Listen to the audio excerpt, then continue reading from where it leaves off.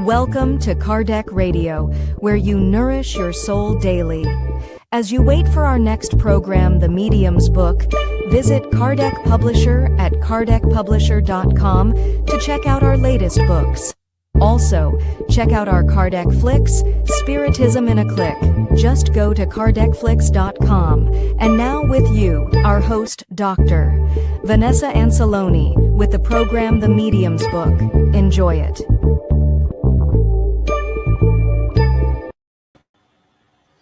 Hello, welcome to the Medium's Book program. I'm very thankful for the invitation to be here again, this time talking about chapter 17 of part 2 of the Medium's Book, which is called The Development of a Medium. So I welcome you all and invite you all to join us through this experience. It's a very interesting chapter because it deals with the development of mediumship.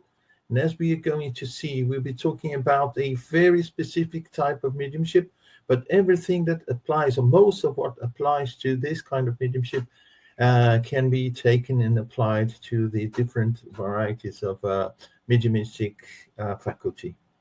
So, let's start.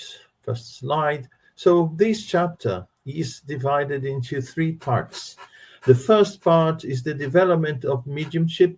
So Kardec organizes the ideas and talks about automatic writing. So not only writing, the faculty of writing, mediumistic writing, but also a more specific one within the writing, which is the automatic writing. But as I mentioned before, everything that we see here can be taken and applied, adjusted, I would say, and to be used with the different type of mediumship.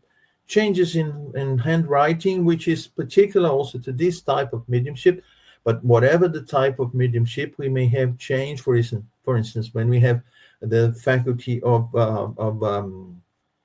speaking, the voice may change. When we have different types of mediumistic faculty, the characteristics of the manifestation may change. But in this particular case, he takes handwriting because, as we are going to see, was the writing faculty was the one that was very common in those days. And also we are going to talk about the loss and suspension of mediumship. We'll see some reasons for both loss and suspension of the faculty. So, right. So we are here addressing writing mediumship. If you remember, when we study a bit of the history of the faculty going back to the 19th century, we are going to see that it started using instruments to help in writing. So we can see here in the picture, this is what is called the planchette, and it was used with this configuration.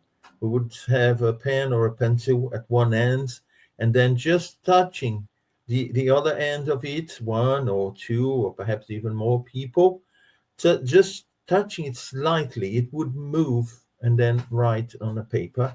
Also, you could make some arrangement with a basket for the same purpose. But then later it was realized that we wouldn't need the planchette or the basket or any other intermediary there. We could just get the hand and put it straight to hold the pen or the pencil and then start writing straight away. And Kardec says that it was the widespread kind of mediumship in those days. And also he's going to talk about the writing mediumship in this particular chapter, because it was the simplest and the most convenient, and the one that provides the most satisfactory and complete results. The reason for that is we see that the writing procedure is very simple. When we speak, basically draw the attention of those around us to what we are saying, but we don't have the same problem when we are writing. We can write quietly on a corner. So it gives us less reason for embarrassment, especially at the beginning. We are going to see this is very important when we talk about novices, when we talk about the beginners. And he also says that this one was the most sought after. So people were interested in developing writing mediumship before anything else. We know that nowadays we have a variety of mediumship. We also know that speaking is very common, and also we have healing mediums and a great variety of mediums. We can also find a list of the most common ones in the mediums book. Sorry, but in this case we are going to talk especially about writing mediums, as I said, but specifically about automatic writing, extending that to other types of writing, which are semi-automatic and intuitive writing, as well, as we are going to see at some point here, and also taking that to different manifestations in terms of the faculty. So Kardec says that in those days there were clear means of diagnosing if someone was a medium or not, although he says at some point in the medium's book that everyone is a medium. And what he means by that is that we have the germ of the faculty.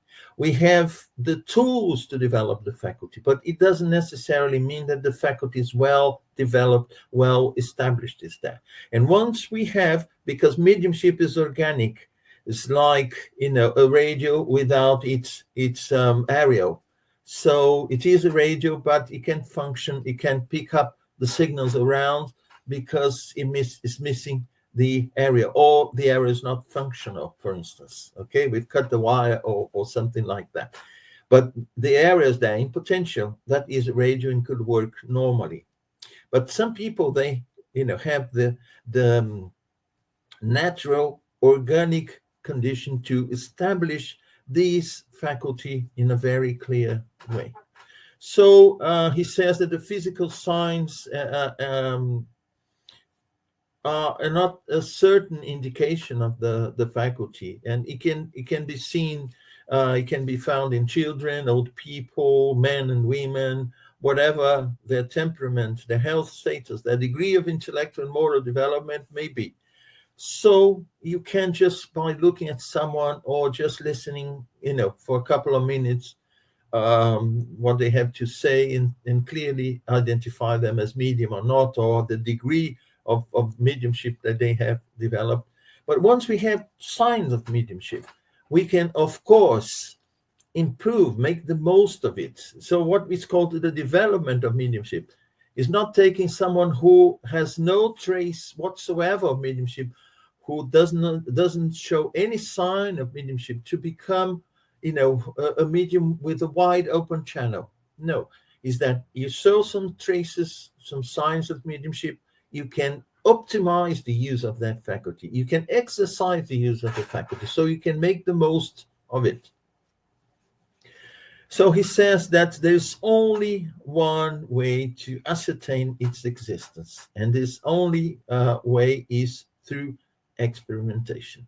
So I suspect I have mediumship, so ideally I should start practicing. We are going to see under what conditions, in which way, so that we will see if in fact I have the faculty or not. So Kardec says also in those days it was very common that people would experiment, aiming at writing, written communication or writing mediumship. So the development of mediumship. So Kardec gives us, a summary, basically, because of course he could have gone into detail in each one of these aspects. He does that in the other chapters. He mentions certain things here in this chapter, but also he refers to other chapters. Otherwise, this would be a long chapter if we were to talk in details about each type of mediumship. So he gives us an idea. He takes written mediumship because he was, we already mentioned here the reasons for, taking the example of writing mediums to explain the process. So he says that this process of development is quite simple, and it consists merely of taking a pencil and a paper, of course, in the case of writing mediums, and putting yourself in the writing position. Just grab your pen, your pencil, get some piece of paper, put yourself in a writing position, and then it would take place. But then he says, nonetheless, several recommendations are indispensable for obtaining a good result. If I knew what was a writing medium, I would just grab a pen, a pencil, piece of paper, start writing straight away. But I'm in the process of identifying, because he mentioned experimentation is the only way to identify if there is a certain type of mediumship there and to what degree it is there. It can be developed, it can be used. So he makes some recommendations because we know mediumship, the medium is a channel. So we have to be, as mediums, a very good channel, the best channel it can be. But what is going to pass through this channel is like a pipe. We need to be a strong pipe. We need to be a wide pipe. We need to, be a clean pipe. But what is going through this pipe is not up to us. That's why it has some recommendations, it requires some development, because we need to be as good a pipe, as good a channel as we can. So, conditions. First, avoid anything that might impede the free movement of the hand. This is a physical condition. If you take a pencil that, the ink is a bit dry and is not writing properly, it gets stuck every now and then. So you have some impediment there to write correctly. If you have a pencil, which has the tip that is broken, or the lead inside is broken in pieces, so every time you sharpen it and try to use, it breaks again and again. So the conditions need to be very good. Your arms need to be free, resting at the right place and in the right point under the right conditions, so that you can write freely. It does not matter whether a pen or a pencil is used. But we should remember that in those days, they didn't have ball pen.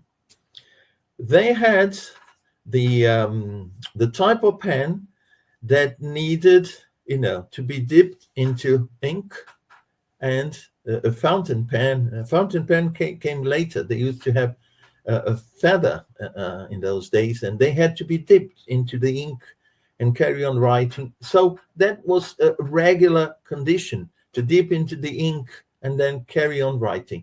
So for a medium, that would be a kind of impediment.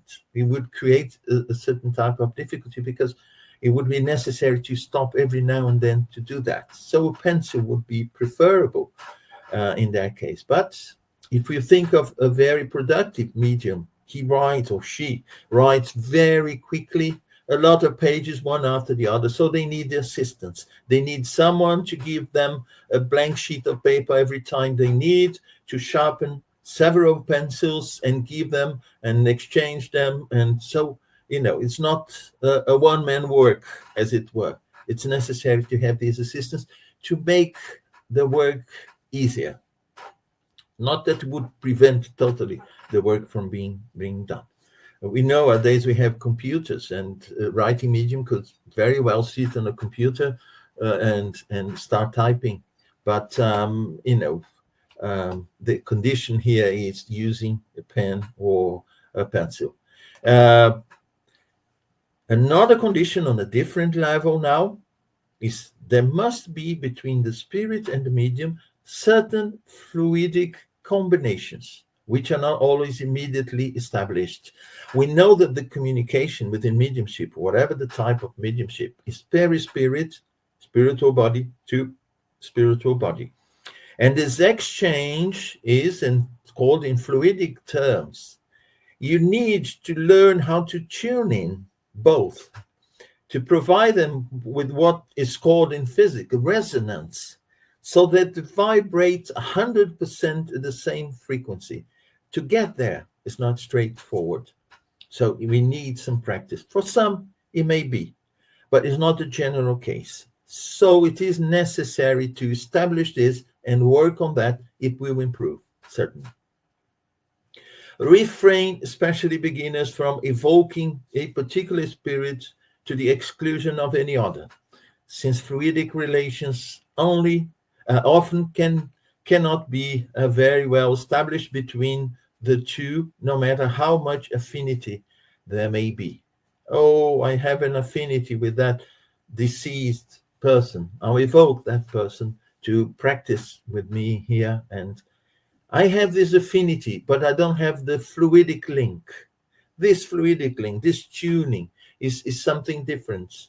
That's why Kardec recommends do not evoke a spirit to start working with you in the development of, in this case, writing mediumship or any type of mediumship. In those days, it was very common to evoke spirits, especially in the Parisian Spiritist Society, where they were learning from spirits about their condition. So they knew the situation of the person while incarnated, and then they evoked the person after returning to spirit. They evoked that person to know how the process of discarnation happened and how they found themselves in the spirit world. So it was necessary to call specific spirits. But nowadays, and the best way, especially for beginners, is to just be available, regardless of who will come to use the faculty. There are no sacramental formulas. This is also important. Formulas mean nothing to spirits. Oh, I'll say A and B, I'll do these, I'll dance that, and no.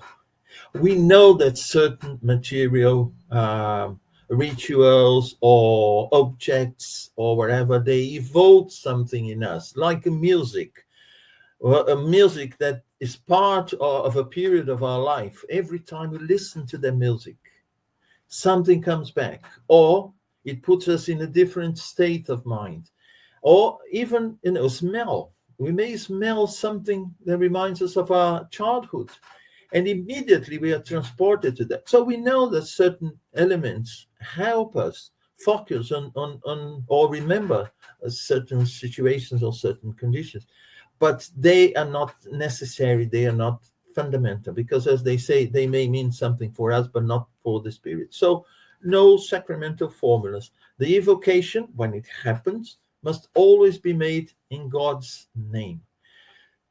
There are several reasons for that. Due to our limited time, we won't go into detail in each one of them. But what we're going to say is, when we evoke God, we create a protection. We attract good spirits, to not only to communicate, but also to supervise the communication. We may receive a suffering spirit, we may work with that suffering spirit, but we have the guarantee that the ones organizing on the spiritual side are good spirits, so we are protected. Or when we want to call certain spirits, and not just evoke in the name of God the good spirits, it's essential that first, Kardec says, we address those who we know to be good and attuned to us. And he recommends the spirit guides responsible for that group of medium or mediumship work. In the case of the Parisian Society, they evoked St. Louis. So when we read, for instance, the book Heaven and Hell, we are going to see that after the most complicated cases, St. Louis always comes to give instructions. So he was the one supervising the work. So in the name of the Almighty, we call that spirit, or we pray that the spirit of so and so will communicate with us. So we make sure that we are under good assistance. And he says that a more important guideline to observe than the manner of making the appeal is calmness, meditation, and meditation aided by solitude, silence, and the avoidance of anything that could cause a distraction. This is very important. This is something we can practice in our home every day. And when we go to the Spiritist Center, for instance, to do the development or to use our mediumistic faculty, to put it at service of good spirits, we are already familiar and I would say, familiarized with the procedure of keeping ourselves in silence, in interior silence, and avoiding anything that may cause distraction, including our thoughts, problems that we bring from the outside world, from our earthly life, and that we take sometimes into the mediumship work. And every now and again say, my God, I have that bill to pay. I don't know how, but wow, it's huge. And where am I going to get money from? And, all sorts of things. So it is important to learn how to control this state through meditation. And also combined with an ardent desire and the firm will to succeed. And Kardec explains what he means by firm will: serious and persevering determination, sustained with firmness and without impatience or anxiousness. This is a problem, especially for novices, for beginners. Always anxious. Oh, today, am I going to get a communication? Am I going to show some sign of progress in my mediumistic development? Or so? No. We have to be serious. We have to persevere. We have to have discipline. Discipline is fundamental. Firm, knowing what we want and doing exactly what is necessary to get there with patience. So we can renew the attempt every day for 10 or 15 minutes. I would say the practice of meditation especially, because what we recommend is we're going to see the environment in a group is much better, more favorable for the work than on our own. So to practice for 10 or 15 minutes during a certain period of time. This is not cast in stone. These are just guidelines. And they are important for us just to, have an idea and follow, but not to do exactly, not a single dot out of what Kardec said, because, of course, there are some particularities that are from Kardec's time, and today, we evolved to something else. These guidelines are still very much up to date, but we need to apply them in a different condition today. So an approach that almost always yields good results is the use of good, flexible, and ready developed medium as a temporary aid. Kardec says, yes, we can use a medium to help magnetizing the arm or holding the arm, since the arm in automatic writing is basically, I would say, no different than a planchette, where you put your hand, just touch it lightly, and then it starts to move. The hands of a medium in automatic writing, it's just an object made of flesh and bone, but it is an object. So what Kardec is saying is an experienced medium could hold the hands of that medium as if it was an object for automatic writing, or also magnetize the arm of that medium. We know in the development of mediumship is very common, and even in the practice of mediumship, depending on the circumstances, that the healing mediums, we give healing to help in the process, not only to help this communicating spirit, but also to help the process of, tuning. So this magnetization of the arm is also helpful. And Kardec says also something that helps is the gathering of a certain individuals together who are all animated with the same desire and intent. Let's say to form a group of developing mediums, of novices, and working with them in group. When I started, I was about 18 when I started in mediumship. We used to have 1 hour study and 20 to half an hour afterwards of practice. And it was like that. All of us, we are beginners, and we had the assistance of 2 or 3 experienced mediums. They would, help with healing in the arm for those who were showing signs of, writing, in the area of the throat for those who shown sign of speaking. And so it was like that. And then Kardec says that individuals gathered together for the same purpose, for a collective whole, from a collective whole, whose power and sensitivity increases through a kind of magnetic influence which aids the faculty's development. That's why we are devised. Right environment, right place, right environment, set time, but in a group, because we benefit from the collective, from the group, the collective work, and not for being on our own, especially in the beginning. So steps in the development of the ability in developing the ability to write. The first indication of the ability to write is a sort of quivering in the arm or hand. In the throat, maybe an itching of the throat, and well, it varies from the type of mediumship to type of mediumship. Little by little, the hand is seized by an impulse that the medium cannot control. Remember, automatic and semi-automatic writing. Almost always in the beginning, only meaningless symbols are traced. Symbols, strokes, letters, things without any meaning. But later, the characters become more precise, and finally the writing progresses to end up acquiring the necessary speed.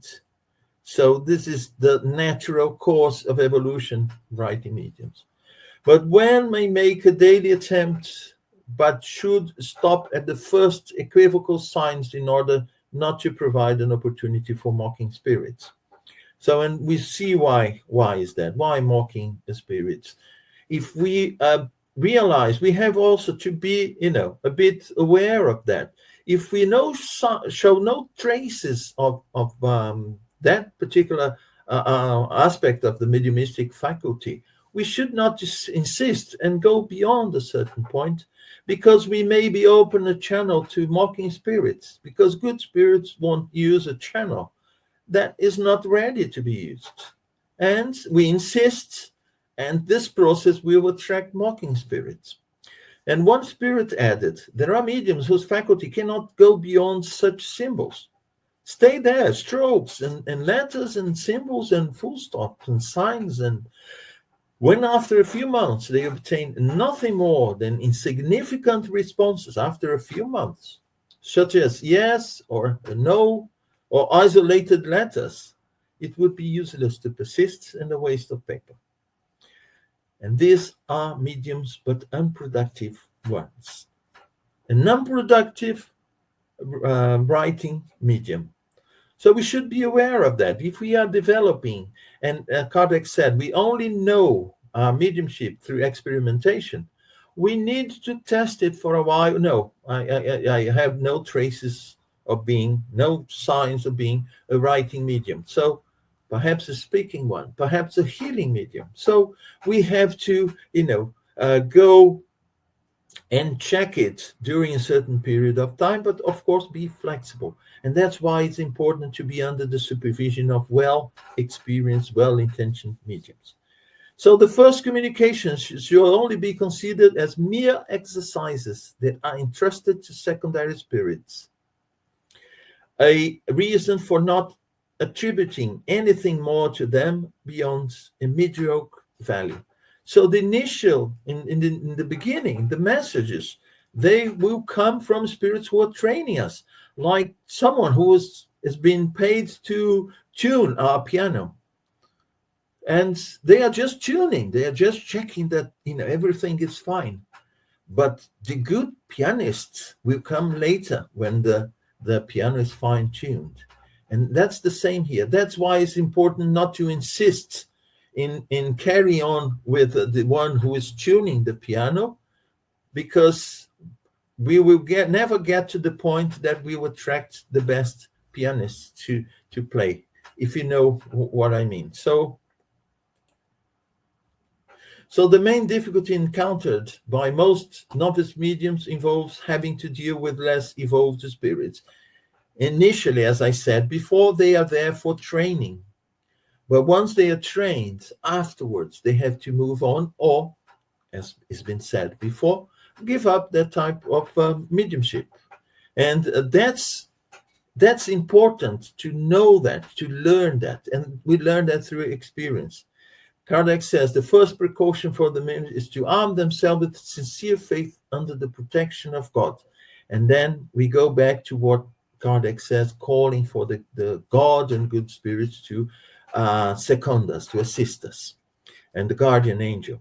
And the second precaution is for them to dedicate themselves with scrupulous care to recognizing through all the indications that experience offers the nature of the first communicating spirits, whom it is always prudent to distrust.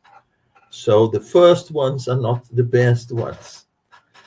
That is why study of the doctrine beforehand is indispensable in the medium intents to avoid the trouble that is inseparable from a lack of experience. So a lack of experience may get us into trouble. That's why it's wise for us to study and to be with a group. So the writing or psychographic mediums, as some call, so a purely mechanical function is very rare, Kardec puts. And quite frequently, intuition is coupled with it to some degree. I've made this picture here showing that mechanical mediums has hardly any, if any, intuition. It's mechanical. The arm is just an object. And as we move down here, an intuition starts to take a more important role. We go to semi-mechanical mediums. They write without the control of the arm, but they know what they are writing. And intuitive or inspired medium, where basically everything goes through their mind first, and then they have to make the effort to write. They have to control their arms in a natural way. The brain says, yes, write that word, and then we write that word. But then that's when the difficulty comes, especially in the beginning, because intuition, is this mine? Is this my thought? Where is this coming from? Is this from spirit? If I'm, mystifying it, and some people are afraid of mystification. Mystification is when you pretend to have a communication from spirit and you don't have, but you have not so good intention in doing that. Animism, which is normal, the ideas may come from the subconscious of the person, of the medium, but it is a spirit manifesting itself. It's valid. It's no mystification because there's no intent in doing so. But something may come from, and sometimes that is evoked by a spirit. He has this experience. I want to talk about this experience. Let me bring back his experience and build on that. And that's why sometimes a few days before, it's interesting because I read something about these a few days before, and now that is coming back into my mind. But I read that. Why is it coming? It's me. It's not the spirit. No, perhaps the spirit is bringing that back. And that's why, at the beginning is very difficult for some mediums. So when mediums are aware of what they are writing, they are naturally led to doubt their ability, not knowing if the writing is their own or if they're of spirit. So the recommendation is they should not be overly concerned about it. And they should proceed in spite of their doubts. They are there to be a channel. It doesn't matter. They analyze later.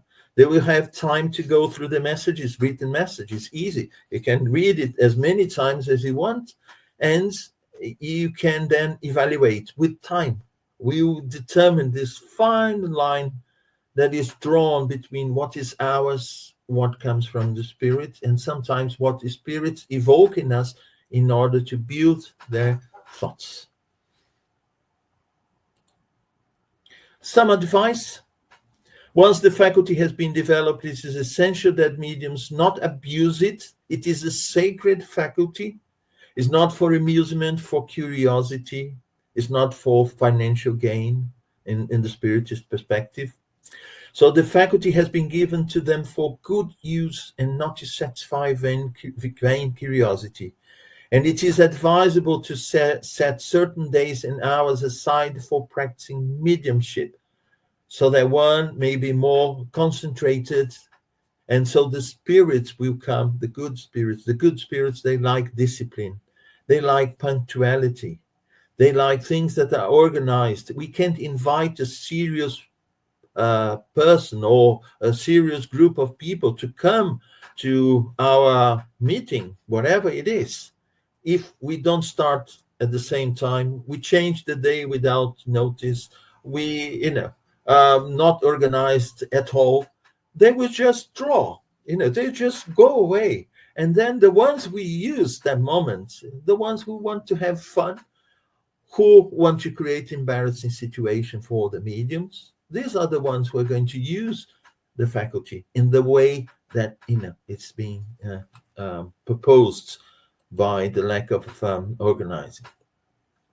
Change in writing, we've mentioned that before. In handwriting, some mediums, they change their handwriting according to the spirit who is writing. That spirit always writes in this way, so I can tell it's that spirit because of the handwriting.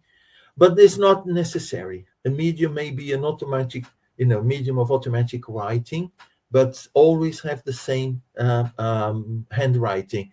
And what they say is there is a special name for the medium who changes the handwriting according to the spirit. It's a polygraphic medium. So I recommend read the other chapters of the medium's book where they talk about these varieties. And finally, the loss and suspension of mediumship.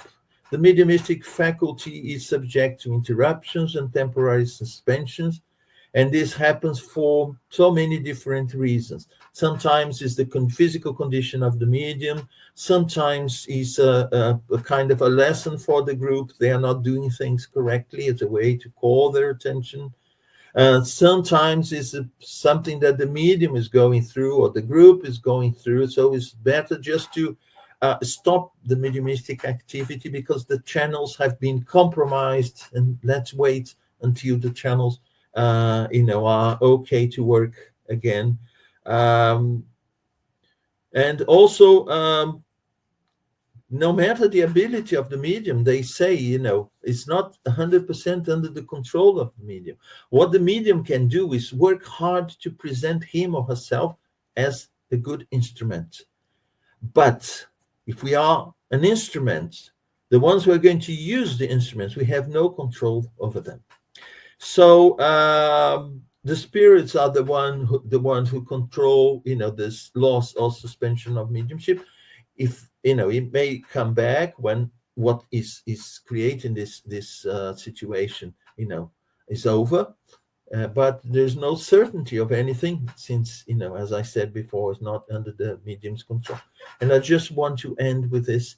I find very interesting for those, very much interested in mediumship. God does not bestow this gift upon mediums for their own pleasure, even less for them to serve their ambitions, whatever these ambitions may be. Rather, it is to serve their own progress, being a good channel, working hard to have standards, moral standards to be a good channel, and to make the truth known to humankind, to get the messages, to get the reality of the spirit world to humans. That's what I had prepared for us today for this chapter 17. And I invite you all to read the book, not just chapter 17, but then next week we'll have chapter 18 as a continuation of this beautiful initiative by the Kardec Radio. So thank you very much indeed. I hope you've enjoyed it.